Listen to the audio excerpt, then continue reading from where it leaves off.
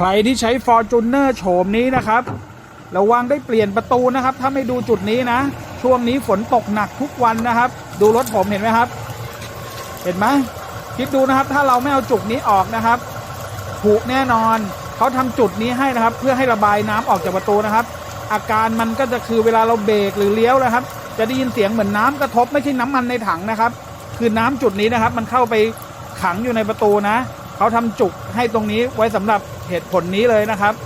ทางเข้าเนี่ยผมไม่รู้มันเข้าทางไหนนะครับแต่ถ้าเราได้ยินเสียงนั้นให้มาเปิดตรงนี้นะครับเห็นไหมดูดิมันเยอะมากเลยนะครับเห็นไหมเนี่ยผมว่ามันอาจจะเข้ามาจากข้างบนเนี่ยจุดไหนสักจุดนะครับเราต้องมาดูดีๆนะครับ